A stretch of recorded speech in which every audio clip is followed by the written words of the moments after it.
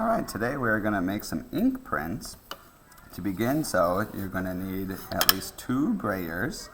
You'll be able to pick up to 3 colors of the printmaking ink. You're going to need one of these blue ink plates. This is where we'll roll our ink out on. Of course, you're going to need your stamp. And then you'll be able to pick, I'd say 2 to 3 colors to begin with from behind the printmaking table. The great thing about using the ink is you can print on top of any color paper. But please, before you get started, make sure you write your name and class code on it right away, because once you get the ink down, you kind of have to go through the process pretty quickly. You don't want the ink to dry up on you. So let me begin by showing you a couple examples. In the past, a lot of people have chose to put their inks in a line to create kind of a stripe technique. This one here was made with orange, yellow, and red, so you can see they kind of mix a little bit in the middle. Here is one with just purple and pink, so a stripe with just 2 colors. Some people will choose to kind of just mix their colors together and to create one new version, and this is an example of that using white and blue to create a sky blue. And then I've also seen people just kind of get an extra brayer roller and choose to roll one color on one side of the paper and the other on the opposite side. I've even seen people do it horizontally, so you have like just stripes of color going this way. So you are the artist. You can mix and match and try different ones each time. To begin though, once you find your colors, if you find one that is fairly empty, I would encourage you to set it down, roll over it with the roller, and then bend the extra part of the tube down like this, so then you can push straight down just on this part. Kind of like, some of us might do that with our tubes of toothpaste at home. Then my goal is to squirt out about the size of like my pinky. That's like maybe about a dime or a little bit smaller. This ink goes a long way, so we just need a little bit at a time. Now when it comes to your colors, you do need to be mindful of which colors you put next to each other and which color you print on.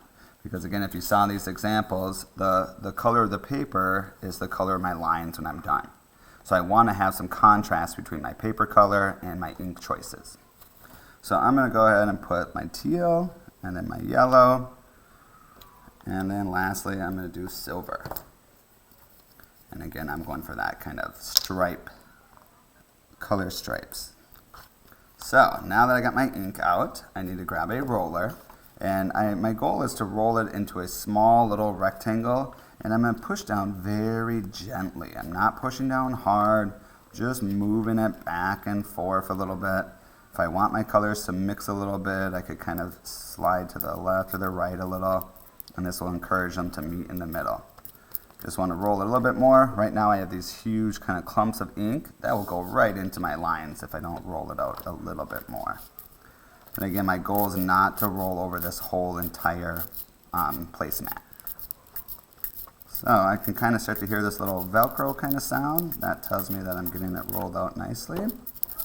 And I think I'm going to go ahead and start rolling on my foam now.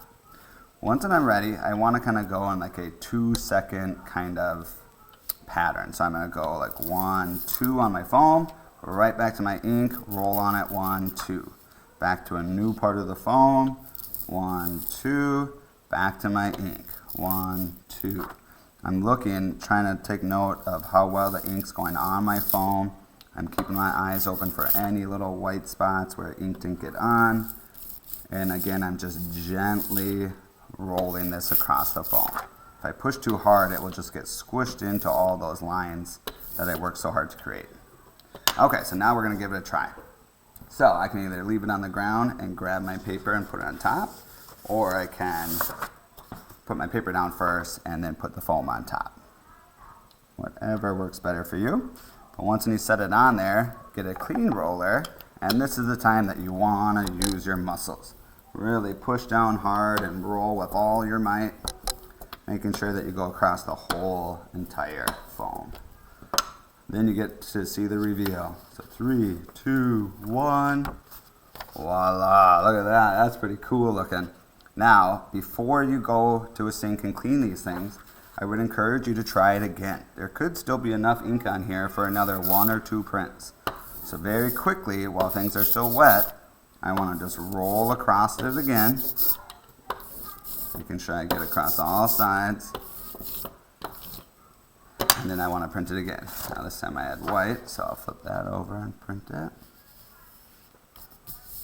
Now you could also use your extra ink to kind of share with someone else at the table and see if they could use some of your extra ink. But a lot of times you'll be surprised, the second print might turn out even better than your first, and you gotta clean the mess anyway, so I always encourage you to give it a go. Look at that, not too bad. So there you have it. I got 2 prints out of 1 round of ink. Now if I want to print some more, I need to go to a sink, wash off all these items that have ink on them, but then it's very important that I dry them too. This ink is water soluble, so water will remove it very easily. So if this or my foam or even my roller has too much water on it, my next round of ink is just going to turn really watery and slimy, and it's not going to turn out very well. So it's very important to clean all these.